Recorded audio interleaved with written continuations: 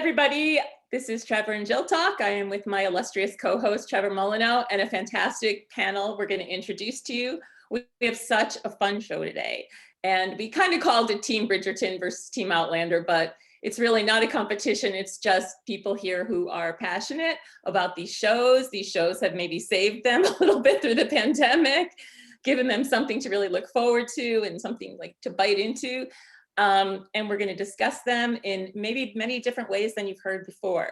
So just a couple things why we brought this up. Soon you'll meet one of our panelists, April Larken, who suggested this to us. And because I had really never watched Outlander, and she had talked so passionately about Outlander. I'm using that word a lot, I guess.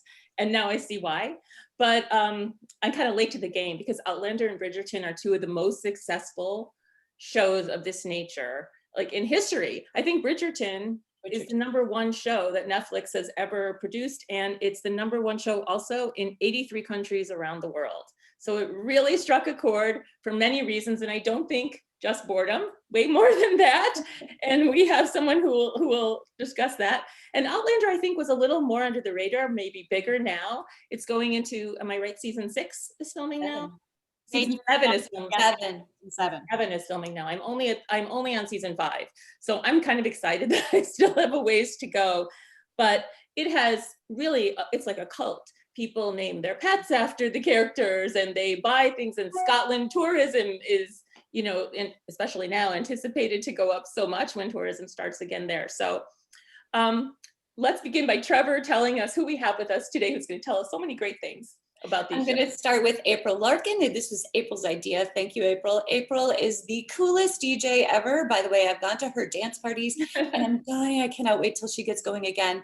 She does everything from this fabulous feminist viewpoint, which I love, and she makes me think all the time. But even her music, it's all just part of the situation. So thank you, April, for being on with us today. Hey. Secondly, we have Claire Haft. Claire is a resident of Greenwich. She writes The Mother Lode, a column for Greenwich Times, which laugh out loud for me. I love that. Thank you, Claire. She's also a member of the British Academy for filmmaking, and just told us she just endured 200 films just recently. Pretty impressive. And lastly, but of course not least at all, is Emily. She is an artist, a mom. She's been working with an animation studio in the area, and she brings art to everything in everyday life. So thank you for being here, all of you guys. We can't wait to have this conversation. So, Jill, what's our first question? Well, I think we should each start. We're going to give you each some time. Beginning with April, tell us why this show Outlander, you know, made such an impression on you and why you feel so strongly about it. It's funny. We all giggle when we talk about Outlander, and we all giggle for the same reason, because Jamie. It's Jamie, yeah. But no, we watch it for the history, don't we, ladies? That's why we watch Outlander, because we are history buffs and we're interested in Scottish history. No, it's hot as hell, and we watch it because it's got very charismatic characters, and that's kind of the original drawing, was these passionate love story and these characters that are beautiful on screen and really exciting to watch. Same reason why we all watch Bridgerton. That's where the shows are identical, right? But there is a difference that is Outlander versus every other show that ever was, and that's that Outlander has a feminist agenda and is written and produced and directed by women, and there is no doubt when you watch it that is the undertone theme of the show. And so I think, you know, I discovered it recently too. I discovered it in quarantine. I was not an Outlander fan since it aired in 2014, like everyone else. I was watching Game of Thrones back then. And Outlander came into my life during quarantine because I was at home like all of us, not working like all of us, and watching TV for the first time in a long time. And I was like, where have I been? This show has been around for so long, and I am just discovering it. So went down that rabbit hole. I think I binged all 6 seasons in like 2 weeks or something. It was all 6 seasons, and just like loved it. And I couldn't figure out, you know, like every woman who watches the show, I couldn't figure out what it was that was making me want more of this, making me think about it when I wasn't watching it. You know, there was moments in my day where I would just smile and think about the show. And I was like, what is going on with me? I'm totally fangirling out over the show. And so I did some reading and I researched a little bit, and it turns out that it does strike a subconscious chord in women. And there is a reason why. It's because it's for us. And there hasn't been a show like that is mainstream in a very long time. I actually can't think of one that is specifically for women. And we could talk in detail about that, but that's sums it up. So what I love earlier, we were talking just before we get started, which is your focus on the female gaze.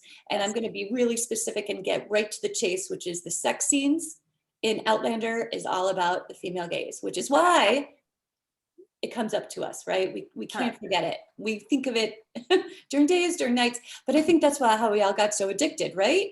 Yes, it is very addictive because we're not used to it.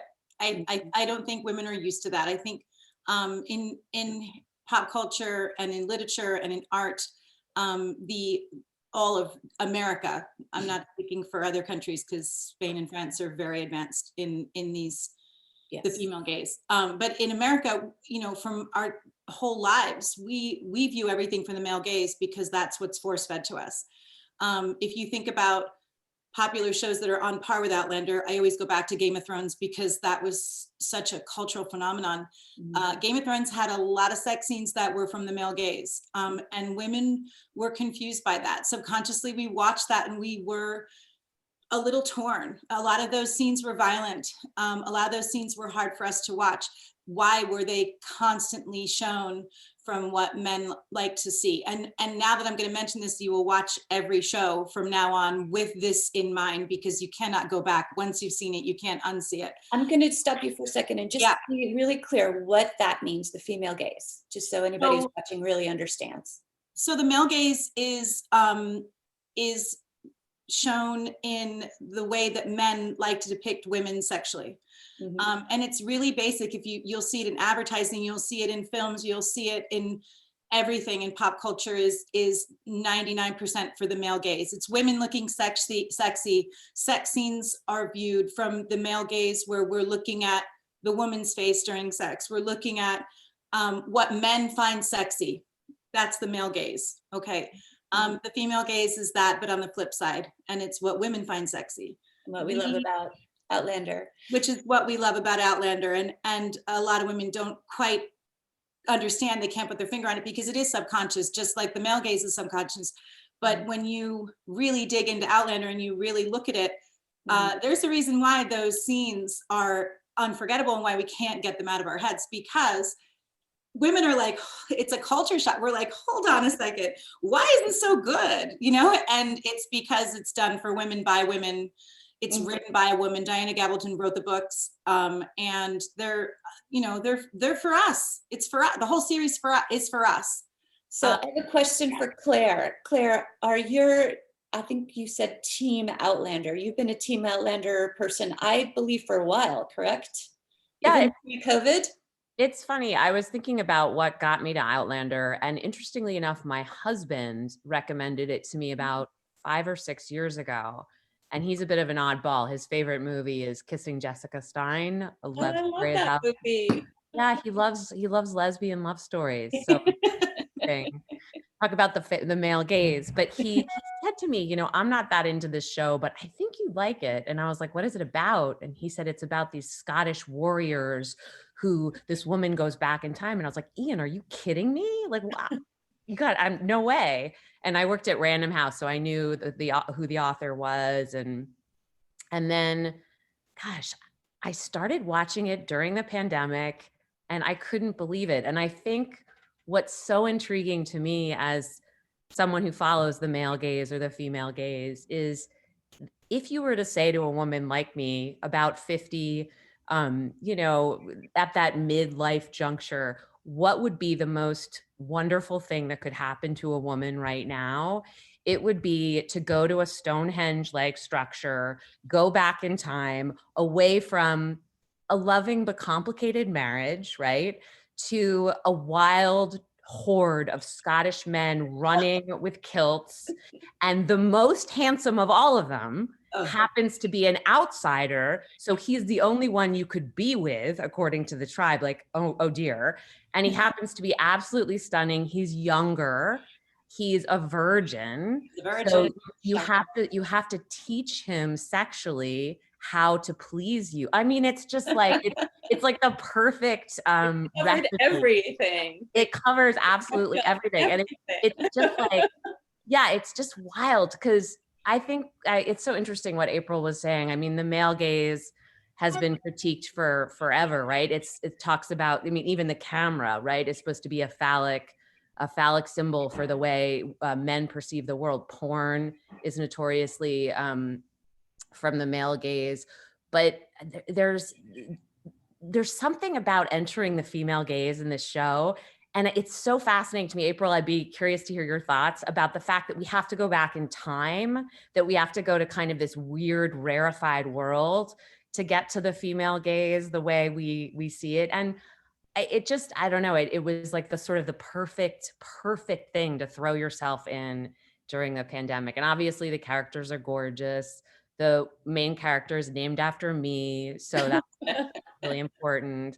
But she's also very believable. You know, it's a super complicated, it's really complicated being sexually involved with a man from a different time who's Scottish. It's an interesting relationship because she has to negotiate it, right? Like he's a Scottish warrior. So he's like, there's one very famous scene, which was hugely problematic, where he's supposed to punish her. And it got a lot of, you know, oh my God, this is so sexist. But it was, you know, she has to kind of enter his world fully and embrace his reality, but then teach him. And what can I say? It works. I think she kicks him in the nose in that scene too. She gives it one for all of female kind there. She gives him a kick. So yeah. And then later they're lying in front of the fireplace and he's like, she calls him a sadist, and he's like, what is sadist? And she's like, you know, it's a person that sometimes enjoys, and he looks at her and he's like, that's a thing, you know? It's so great. And they're gosh, I could go on and on, but the culture clash between the two of them is fun to watch for sure. There's something about her teaching him that I find very it resonates. The teacher role is I mean, God, no, I've got plenty of people to teach in this house, but there's something about her kind of showing him the way that is just so intriguing. And frankly, as April's saying, completely new, refreshing, right? We're so used to, I mean, gosh, I love Game of Thrones. And I think back on those brothel scenes, and oh yeah, it's incredible how media serves the male. Yeah, we loved that show. And even being female, you know, we loved that show regardless of those disturbing scenes. Mm-hmm. So it just shows you how conditioned we are. You know, I think a strong feminist would watch that show and be like, turn this off. I'm disturbed by this, but we watched it and we enjoyed it. I think, like I said, I didn't quite get it until I watched Outlander and thought, this is actually different, and I like it because it's different. So Emily, why do you like Bridgerton? I know, it's just about to get to Emily. Same thing. Like, so I don't see. I love Outlander too. So I love both of them, and I don't love what I feel like Bridgerton is a win because it's totally different than Outlander. It is. It's more tongue in cheek. It's more like eye candy and beautiful costumes, and there's like satire to it that isn't present in Outlander. But at the same time, it's just got an element of, you know, really blatant appreciation of female sexuality, in my opinion. It's you know, and I think it covers more aspects of female sexuality that women struggle with. I mean, Daphne, the lead in the series, is much younger than Claire in Outlander, so you have to give her that. I mean, it's the first. She is, I think it's an Edwardian timepiece, so it's like Jane Austen with a little bit of Gossip Girl mixed in, which is what I've heard people describe it as. But she doesn't know anything about sex, nothing. She's never, nothing. And Incredible. so it goes from this like connecting with your 11-year-old girl inside of you that doesn't know anything about sex and wants romance and love. And she idealizes her mother's love story with her father. And she's now, doing the most important thing that women do during this time that give them the only power they have, which is choosing who she's going to marry. And her brother's trying to set her up with someone, and it doesn't go well. And so the Duke of Hastings steps in to kind of, they both make a pact that he's never getting married, and she doesn't want to marry any of these jokers because they're awful. And so they put on a rouge that they're in love when they're not. And they, in that experience, become really good friends, which is something I don't think happens during that time period. But the thing that makes this story different that I definitely want to say is that you watch Daphne go from, not even knowing where her vagina is, not understanding how sex works, to fully going down the rabbit hole, falling deep in love. And then this show really embraces and celebrates her maternal desire for children, which is something that we are always asked to separate those two. And I think very often there's sex and then there's babies, but her character really puts the two together. Her desire for husband is completely celebrated in her deep longing to have children with him. And you really feel the struggle, and we're forced to have a conversation about that and what that means for him and what that means for her. And the fact that her lover has taken a vow to never conceive a child. He was abused as a child, and he doesn't want to conceive because he doesn't want to give his father the gratification of carrying on an heir. So the couple have to struggle through this, and Daphne doesn't understand when she marries him really what this is all about. And in the end, she gets what she wanted. She gets him, she gets the baby, and it all comes together. And I think it's really beautiful. And he's healed, I think, through the experience. And that's what I think makes it different. That's why I love this story. It's kind of timeless, and it in the past, it's so different. There are so many of these young women and girls, they knew nothing, but they knew that they felt desire. They didn't even know exactly how to frame it, probably. And I remember, I don't remember the name, the woman that marries Fergus, how she said, I don't want a baby so fast. Like, what do I do? I just want to fool around. Like, they knew something, they had the feelings that people always have. But can you imagine knowing nothing? Well, there's still people like that. And then there's a scene where Simon, they're not married yet, explains to her what masturbation is, and she's just in complete shock, but her head explodes. It's like these women weren't allowed to know anything, but she, throughout the story, she's very courageous. She's very comfortable with her sexuality as she discovers it, and she takes a lot of risks, and she's vulnerable, and I think it's really beautiful. There's still many women around the world that know nothing, that are told nothing for hundreds of years. It's still happening, in many cultures, right. and so it's pretty incredible, and they don't even necessarily get the chance to have it become something wonderful. But it is amazing to see them figure that out in both shows, right? I feel like blah blah blah, like give me a man on a horse running across a moor with a sword and a kilt and big thighs. Like, I just that's really fascinating, Emily, and I commend you for your critique. But I feel like Outlander is superior because it is female desire. It's like, it's like right there or something. Do you know what I mean? Although Simon, I don't know, Reg, or that man is so. John. Sorry, I think it's Say his name again. Rege-JeanPage. Yeah, pronounced Rege. Rege-JeanPage. JeanPage. He is so beyond gorgeous.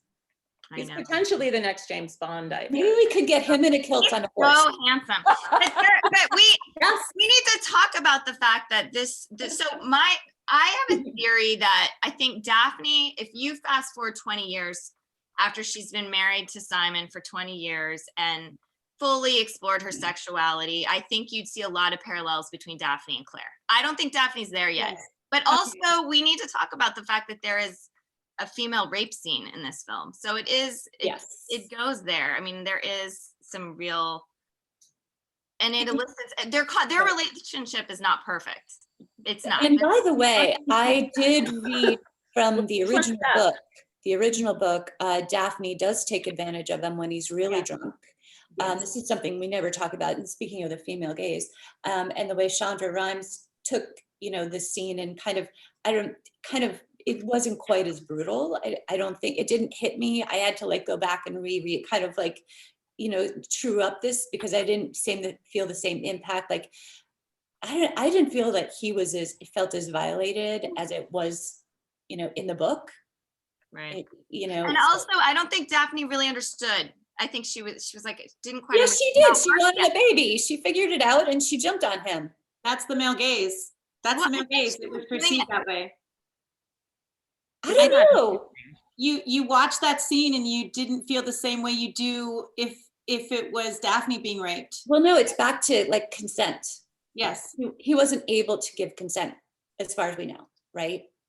Yeah. So that is somebody taking advantage. I don't care whose gaze it is. That somebody's taking advantage of somebody without their clear consent. I don't care whether they're female or male. So, I mean, I think to that point is things are complicated no matter what. In real life, they are. Yes, men tend to rape women way more than women rape men. That's a clear thing. Just size, physical size is the difference. But I think what I appreciate about Bridgerton is they went there. I didn't think as brutal as they could have, or clearly, but nonetheless, it worked. And then I love the fact that race is not, I don't know how to explain it right, but everybody's in it and everybody's beautiful and where they are, and there's no questions. And it's like Queen Charlotte's amazing and Simon's beautiful. And the show is colorblind. Yeah. Colorblind. As it should be and rarely is. I wish life was Lady Danbury I'm hiring her to be my life coach. Lady Danbury is the best. He's amazing. So I have two things that I observed. This is from Outlander, and now that I'm well into the show, and Claire's hair is turning gray, and their relationship is hot as ever. And come on, I mean, first of all, to watch this relationship go on and on and on is very cool. And I hope the same thing happens in Bridgerton, although I heard that they may not be as much of the focus of the next season, Daphne and Simon, which I hope they are enough of a focus because they're so, incredible. But I love the fact that the relationship develops and there are all these, twists and turns, and that even as they're aging, it doesn't seem to be affecting. Yeah, that's with them, and that's nice to see. Yes, it is. And there's actually a scene in season 5 where they're intimate and Claire is actually having a hot flash. And that's not something we see often on television, is a woman who's 50 something having a hot flash and her husband turning it into a sensual moment. I think there's many levels of this character that is aging before our eyes, and very rarely do you see a couple in their late 40s being that passionate still, and they've been married for all these years. So the feminist angle of the show continues throughout the seasons. And in Emily's defense, we've only seen one season of Bridgerton. Right. If we were to compare season 1 of Outlander with season 1 of Bridgerton and just end it there, obviously Outlander way hotter, obviously, but season 1 of Outlander is pretty incredible. But we have these 4 more seasons on our side for reference. So yes, we will always have this advantage in Outlander where this story continues to show a female get more beautiful and more sexy as she gets older, and her husband just continue to find her. Well, So maybe I believe there is some herbs that help with menopause that she And will Claire tell us found them. about, because Claire has them. everybody's still waiting for that. Did you know there's a historic moment? I mean, probably Claire knows this, in season 1 where, sorry, somebody's ringing my bell.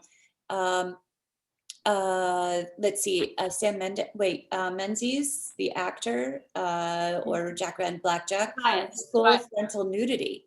Yes. Right? Ever. First time. Outlander, and I missed it. Yeah. It's a hard scene to watch, but It's a yes, hard it's scene. the final. Oh, okay. That Yeah. was a very hard scene to watch. Yeah. Yeah. Yeah. Very I hard. mean, Jamie is raped, right? Jamie is Yeah. raped. And he's raped by a man. So it's a fascinating switch on the or reversal on what we consider rape or his recovery from that rape. Right. With her. I just found that to be really, and we don't see that often. The vulnerability that was caused by that is he's affected for the rest of his life, and his character is affected for the rest of his life from that one moment. The trauma is so brutal. Yeah. And you know what, I kind of, early in the first season, Jamie rescues, I don't remember the girl's name, but she was younger and she was going to get hit because of her father's Larry. And he says, Claire's like, why'd you do that? And he said, I could take the hits and I wouldn't be damaged. She would be damaged. And I was thinking after that rape scene, you know, he rescued somebody so she wouldn't be, and this is what happened to him. And I know that just sort of resonated with me because he was so kind to do that. Yeah. Both Yeah, shows also period dramas are very cognizant of LGBTQ characters, which is cool. Yeah. You know, to see, because they're probably a lot kinder to them than would have been back in. Well, Bridgerton kills it in that department. They did a beautiful job. And I don't know if it's because Outlander was written in the 90s. I don't know who read the Bridgerton book. When was it written? It's definitely showing a more modern take on a gay romance, and I love that. If I have to say anything positive about Bridgerton, it's that they do that really well. It's beautifully done, and the fact that it's colorblind. There are no Black characters in Outlander. Again, that book was written in the early 90s. Well, there's some slaves. There's some slaves. Yeah, correct. That actually was the hardest of all the episodes for me to watch. Yes, that was very hard to watch. Again, a very, very touchy topic to even confront on screen. And I think Bridgerton does a really good job of all of those things, painting a very positive picture of race, color, and gender. And the gay romance, I'm hoping to see a lot more of that in season 2, because you can see they're gearing up for a very positive, beautiful LGBTQ storyline in that show. Yeah, there's like a just going assumption, like you just don't even question it. It's there. The way that's just presented so seamlessly is very, gosh, it's so refreshing, right? Yeah, it's great. Yeah. Well, one of the things I was reading about Bridgerton was the costuming and the intent behind the colors and the palettes and how even just even textures were there to communicate different things and like the sisters, what are their last name? They're all in these acid colors. Yeah. Redheads. Loved it. Yeah. One of my favorite scenes is when he's at her and Simon have decided that they don't, they can't show their feelings for each other. They don't have feelings for each other. It's all a ruse, and they're acting, and they're at some lunch, and there's cupcakes and dresses everywhere. And Daphne's sitting there, and she's looking across the room at him, and he takes a silver spoon, and he eats something, like some icing goes into his mouth, and he's licking the spoon, and Daphne is suddenly like taken back, and it zooms in, and the colors, and you can feel it. It's so good. Yeah, that was the female gaze. That scene was the female gaze. Thank you very much, Netflix. Yeah. Hashtag female gaze is the name of this show. But okay, I have a question for everyone, because this is what I keep, obviously this is all fantasy and everything. I love the time travel, and I love the historical components of both shows. I do really love history. And so to me, it's cool to see them say like, oh, there's George Washington, or see the slaves, and, go through or even learn so much about other places. But I was saying to myself, is there a man on earth that could bring me to leave my modern medicine, my indoor plumbing, and a very long list of the conveniences of this century. Would I even go back 100 years? I mean, it's just funny to me that knowing what she knows on the show, she's like, well, and I saw the show with her and her daughters when her daughter joined her, and they were like, what do you miss? Oh, you know, toilets and cheeseburgers. And there's a lot more than that to it, but it's fun. That was funny to me. And so I think that's what it is. There's this grand passion that you're literally willing to give up what you know and face what you know is coming to you as well. Yeah. You know, so Claire, Any Claire, thoughts who on would you that? go back for? you What's what? that? Who would you go back for? Right, who would you go there back one historic figure would you go back? Or would you go back for a passion like that? Could you imagine that? For Jamie Fraser, yes, we would go Yeah. back through the stones for Jamie Fraser. We, yeah, 100%. We would give up toilet paper and cheeseburgers for Jamie Fraser. Like the way he looks at her, it's just like with this brutal hunger or something. It's just so, Like he's gonna devour her. he looks like he's going to, but he also is looking at her. I mean, to remember, Claire brings medicine with her, right? She brings some of the future with her. She But uses, how much does she have? That's what I think. It seems like she always has some more penicillin or something. Totally. She's a great character because she's brilliant. And she's saving him constantly. He would die in season 1. He would have died if it wasn't for Claire. So she's saving his life constantly. He's getting shot at. He's getting spiked. He's getting, you know, raped. He's getting all these things, and Claire saves him every turn. So yeah, she's wise. She's strong. She's brave. She's everything. You know, she's our fantasy as well, Claire. Mhm. She is our Yeah. fantasy. So is this bringing us to a place where we are saying, you know what, we need to have higher standards, and men can treat us equally in many ways, and we can expect this? Or is it just so unrealistic when you get into shows like this? Well, I had a friend recently say to me, my friend Rachel, who is the one who turned me on to Outlander, biggest Outlander fan I know. She couldn't come on the show because she's too intense. She cannot discuss the she would literally just explode because she can't anyone even mentions Bridgerton. It's too much. But she said to me a while back, we were having dinner with our husbands talking about Outlander, and my husband now watches Outlander. We're now watching it a second time, and he loves it. Who doesn't love it? But she said something really important, and it's resonated with me. She said, Jonathan, my husband, he's your Jamie. And Drew, her husband, is her Jamie. You know, Jamie doesn't exist. He's a fictitious character. So we find our Jamie in our loved ones. You know, we see him I see him, and we look for him. We find him in the man that we love, that we're living with. Because there is a little bit of Jamie in these men. And yeah, he does exist. You know, my husband can be Jamie sometimes, and you know, and I think Claire, stop nodding, but Let me tell you something. we can find him. Components. Never has a can be clever. never has a relatively short Jewish mensch from New Jersey looked so good in a kilt, you guys. I can't even. It's amazing what a kilt can do. Amazing what a kilt can do. Babe, you want to come out here? That's another thing we're missing. We have to do the sequel with some men in kilts. So I know. And in kilts, yeah. what about you, Emily? I mean, do you picture that as, you know, do you think about that as it's just fun? Or when you're, you know, looking to meet someone, do you look for Oh, he is. Oh my gosh. Hi. Hi. Hi, thank you. He has no idea what's going on. That's good. I think that's why these shows resonate with us so much, because I think it wouldn't be so powerful if we didn't have bits and pieces from experiences and people in our own lives that are deeply resonating. So Amen. For so sure. yeah, it's in every relationship that you've experienced. Yeah. Right. I think there's something about Outlander and both of them and Bridgerton where there are stereotypes, right? Like there are women that need to be rescued by men. That, you know, call that what you may. But there's a turn on how the female rescues the man, which is if it's done in a kind of stereotypical, like, what does Claire bring? She brings nursing and medicine, and she takes care of him.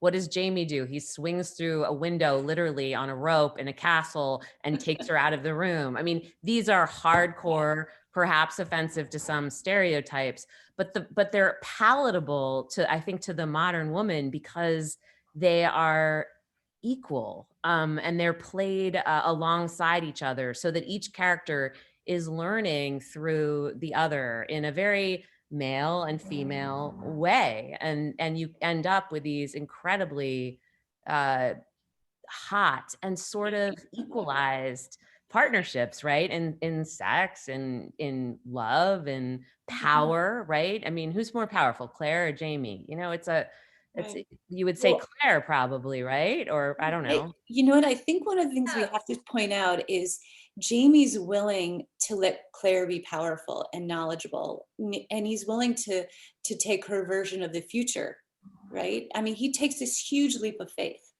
How many guys are willing to do that? But he also kind of doesn't have a choice. Like, Claire's like, here's where it's at. You know, like, I'm not screwing around. I Like, know what's gonna happen.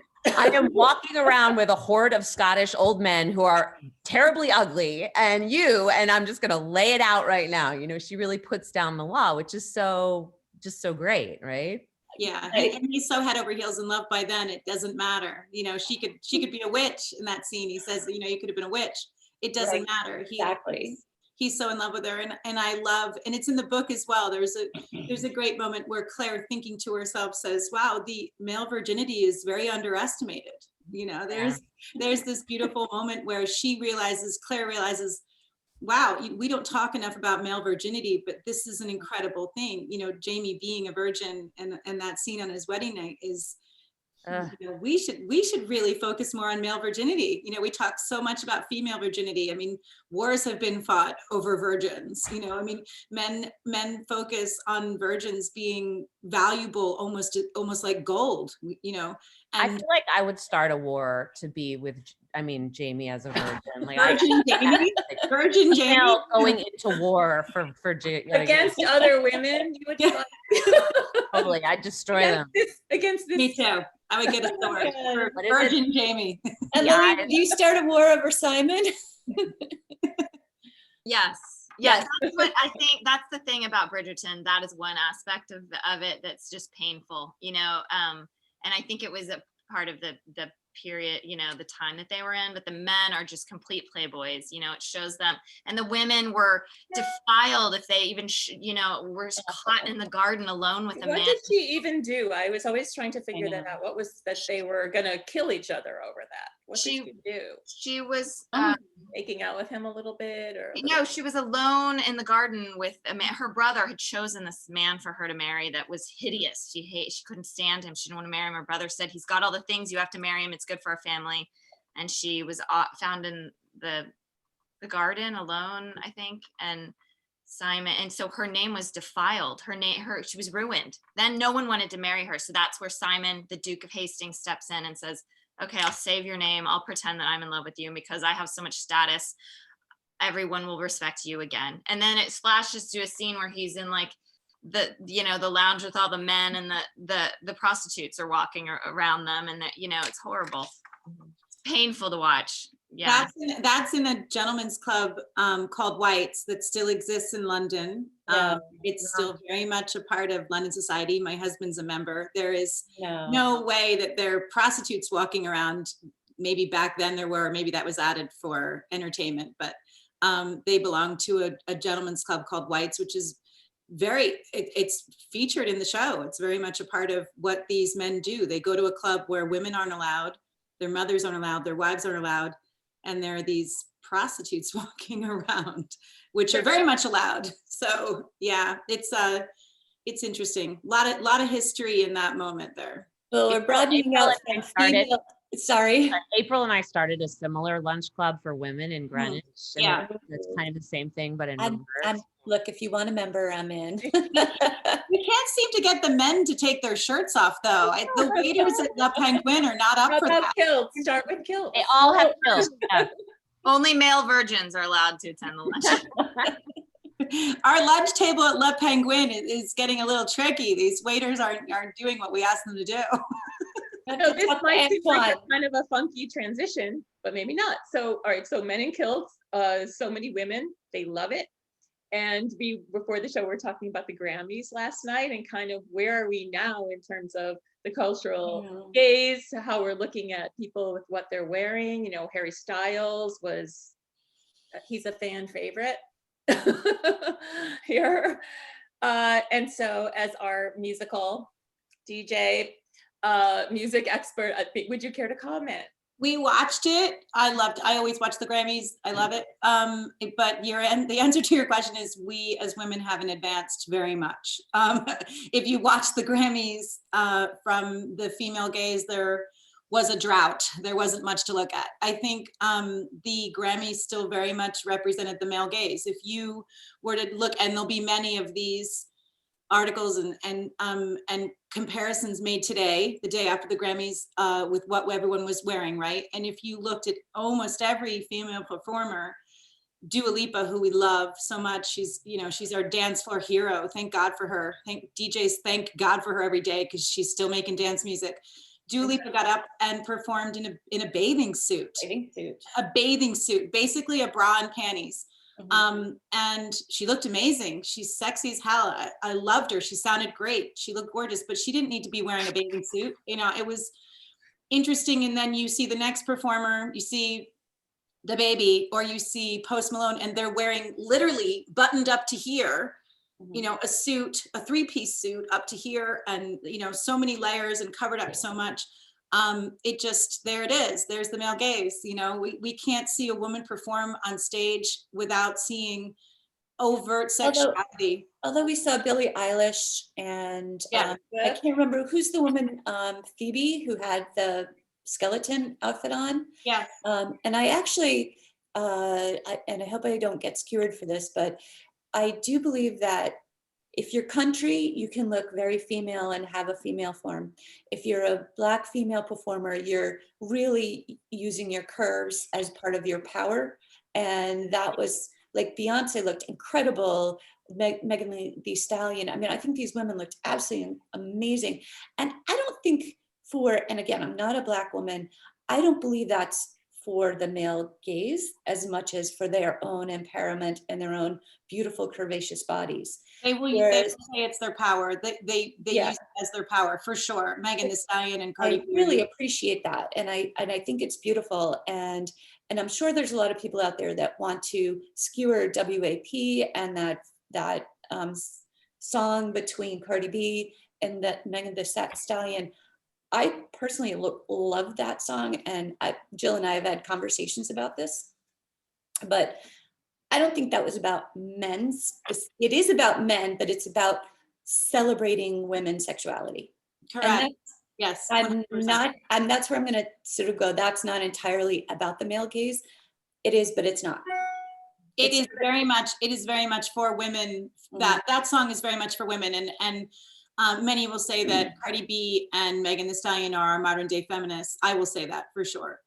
They are doing to rap music what the men have been doing since Biggie. You know, I mean, the very first roots of rap and R&B are degrading women. And even my friend Claire here will tell you that she's got every dance move to WAP. I mean, we love the song. It was the song. Why did you say so? We love it. We love that song. Well, and we don't find it a separate broadcast. It's interesting to see my little boy do it, you know, and the way he says macaroni in a pot. Yeah. Just I agree. I think it's so wonderful. I mean, I know there's a lot of bad language, but there's something just so, you know what it feels like, April? It feels like when Madonna first came out. Yes. It's just like, I don't know. Yeah. Really it's art. It's art. Let's embrace art and let's support women making art, right? That from the beginning, that song was not about men. It was about women. Absolutely. So we are going to embrace it. And the performance on the Grammys last night was I mean, I'm sitting next to my 9-year-old son going, you know, but at the same time, just thinking this is art and it's fantastic, and art has changed over the years. I mean, they'll tell you back in the day, jazz music was risque, right? So let's go with this. Let's go with the flow. Let's enjoy music. And good God, if you could dance to it, thank you. And we know that they would be much more educated than Daphne on their wedding nights. But Yes. what? Okay.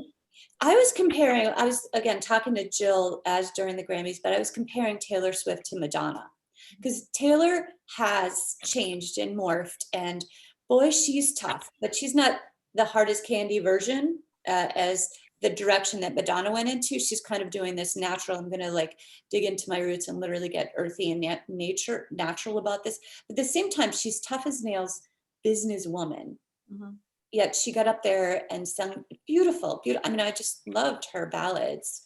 What are your thoughts on all that? There's a great documentary out about, I judged it for the Academy. I don't know if it's on television. Has anyone seen it? About her career, about her. It's just I heard that. Phenomenal. I saw that. It's very good. Yeah, it's very good. I look at her great deal now. It's all about her fight to really just own herself, and her refusal to go down the, you know, eating disorder path, and really facing what it is to be a celebrity. It's just great. And it's so empowering and refreshing, and just fabulous. I highly recommend it. I didn't really know much about her, but she walks away as this incredible pillar of strength as a young woman, making her own decisions politically, you know, in her art. It made me so thrilled that my kids could have her as a role model, particularly my daughter. Much more to come from her, I think, too. Yeah. I watched her last night for the first time and saw a woman. I think I've seen Taylor live. My kids are big fans. I play her music all the time.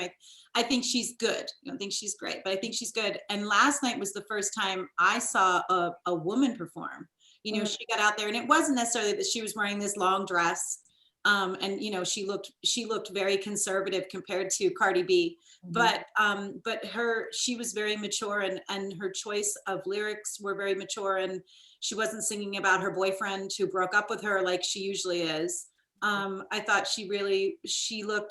I felt like we were seeing her renaissance last night. It was great. It was really good. I think the documentary was all about that. It was her choice to kind of grow into a woman as this kind of, you know, teenage phenomena. And she just does it her own way and very well.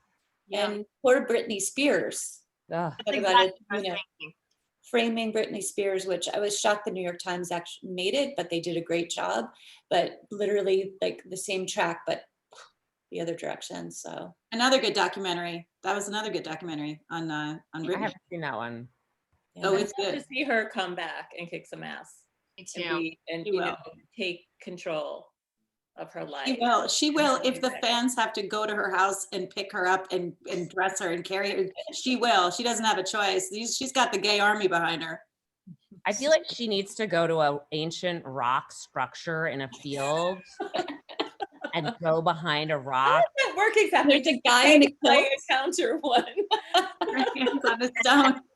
On the back of a horse in Scotland. Yeah. Totally. I feel like I could picture her with one of those. She'll get there. In that world. I still can't believe that I'm sitting here discussing Outlander in depth the way that I am. I mean, how crazy is COVID and quarantine? Yeah, April, you've kind of gone off the deep end a little bit. We were talking about your friend who can't handle it. Cause I mean, April, like I'll just out her right now. She has like all the merchandise. Like she has a flask with don't you have like scotch that you bought from Outlander or something? Like yeah, I bought Jamie's scotch. Yeah. You did. I heard it's sold out. It's sold out. Sold out. Yes. Yeah, you had to be a lunatic and like get up at midnight and order it online. That's a whole other story. That's totally. But yes, what's happened to me? How is it that I've gone from being a like full-time working human? I totally get it. I get it though. I get it. These are the weirdest times we're living in. This is so bizarre. I didn't even used to have time for TV. I didn't even watch the news. Totally. So wait, 100%. Emily, if Rege came up with a whiskey, or maybe for me it would be a Chardonnay, would you buy it out? A cup frosting. Cupcake. Anything. So handsome, but it's totally different, but handsome. Yeah. Yeah. What's happened to us, ladies? I know More it's than- not it's only more it's not question- only that we're watching television, we're watching like questionable, not porn, but pretty close about someone who goes back in time. Like it's just like if you could say that to your 5-year ago self, you'd be a bit, yeah. If you could say this to my 10 months ago self, I would have laughed at you and said, girl, I don't have time for TV. Stop talking to me. I would have said, I need to work. Stop. But like, I think I've channeled my energy. I think I needed this distraction. Thank the good Lord for this distraction because it came at the perfect time, didn't it? I feel like I'm a better person because of Outlander. Me too. Me too. Well, I think the first time I talked to April about this, I told her that I started watching Outlander way at the beginning, and I was married to somebody who it was a sexless marriage, literally agony to watch Outlander because just kind of showed how empty the marriage was. And I've got to be honest, if I really think about it, it's maybe one of the things that kind of pushed it to the, part of all the little bits and pieces, cuts by things die by 1,000 cuts. And yeah. Outlander set you free. Set me free.